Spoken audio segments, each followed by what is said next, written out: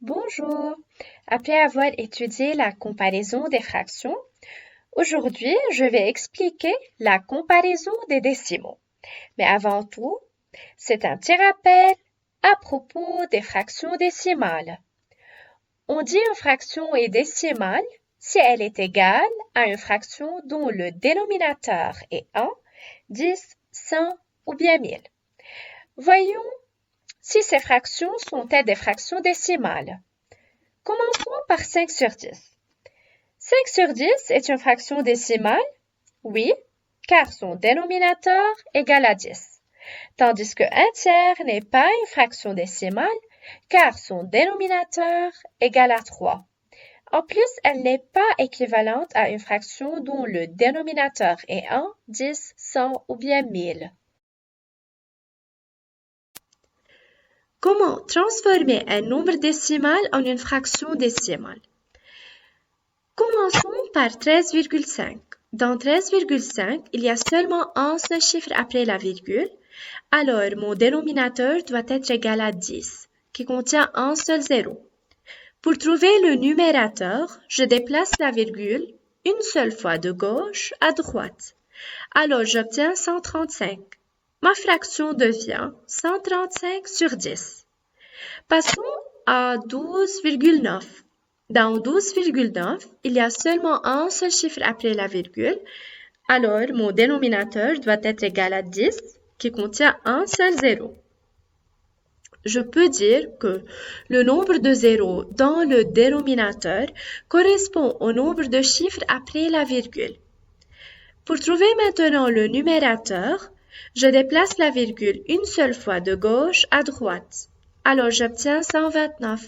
Ma fraction devient alors 129 sur 10. Après avoir trouvé les fractions décimales, je peux les comparer maintenant. 135 sur 10 est plus grande que 129 sur 10, car 135 est plus grand que 129. Je peux déduire alors que 13,5 est plus grand que 12,9.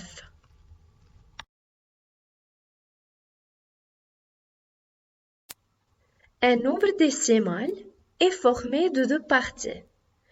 La partie entière, c'est la partie qui vient avant la virgule, tandis que la partie décimale est la partie qui vient après la virgule. Pour comparer alors les nombres décimaux, je compare leurs parties entières. Donnons cet exemple. 13,5 et 12,9. 13 est plus grand que 12. Alors, 13,5 est plus grand que 12,9. Passons à 310,56 et 301,78. Je dis que 310 est plus grand que 301, alors 310,56 est plus grand que 301,78. Par suite, je peux constater que le plus grand de deux décimaux est celui qui a la plus grande partie entière. Dans la partie précédente, on a comparé deux décimaux de parties entières différentes. Mais comment je compare deux nombres décimaux de la même partie entière? Soit 12,31 et 12,8, deux décimaux de même partie entière qui est 12. Je passe alors à la partie décimale.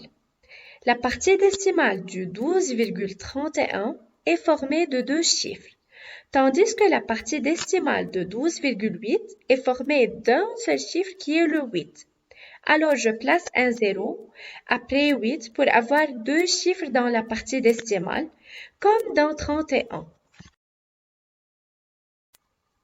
Pour trouver la fraction décimale qui est égale à 12,31, je choisis comme dénominateur égal à 100 qui contient deux zéros comme le nombre de chiffres après la virgule.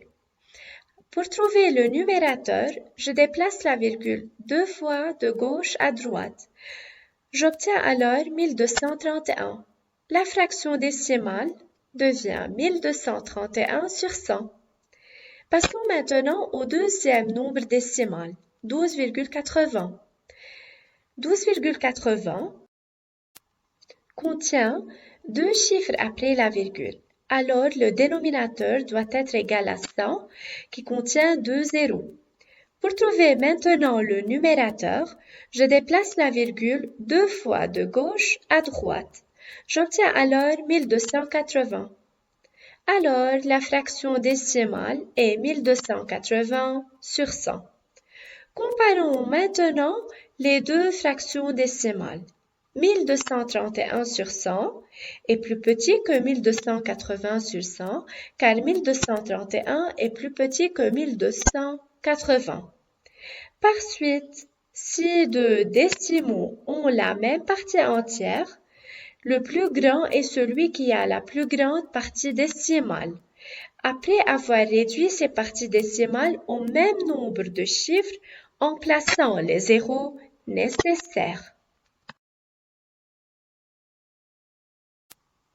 Voici un autre exemple. Compare 12,5 et 38 sur 3. Il faut transformer tout d'abord 12,5 en une fraction. 12,5 contient un seul chiffre après la virgule, c'est-à-dire le dénominateur doit être égal à 10. Pour trouver le numérateur, je déplace la virgule une seule fois de gauche à droite. J'obtiens 125. Alors la fraction devient 125 sur 10. Pour simplifier 125 sur 10, je divise par 5, car 125 et 10 sont divisibles par 5. J'obtiens comme réponse 25 sur 2. Maintenant, il faut réduire au même dénominateur. Le dénominateur commun de 2 et 3 est 6. Alors, il faut multiplier 2 et 25 par 3. J'obtiens alors 75 sur 6. Passons maintenant à la deuxième fraction. Pour réduire au même dénominateur, qui est le 6, je multiplie le numérateur et le dénominateur par 2. J'obtiens alors 76 sur 6. Maintenant, je compare 75 sur 6 à 76 sur 6. J'obtiens que 75 sur 6 est plus petit que 76 sur 6. Je passe maintenant à une autre idée. Pour insérer par exemple trois nombres à deux décimales entre 6,4 et 6,5, qu'est-ce que je fais? Tout d'abord, j'ajoute ou bien je place un 0 à côté de 4 et à côté de 5 pour obtenir des parties décimales formées de deux chiffres. Maintenant, je veux insérer des nombres décimaux dont leur partie décimale est entre 40 et 50. Je peux choisir par exemple 6,41, 6,42 et 6,48. Passons à la dernière idée. Arrondir un décimal.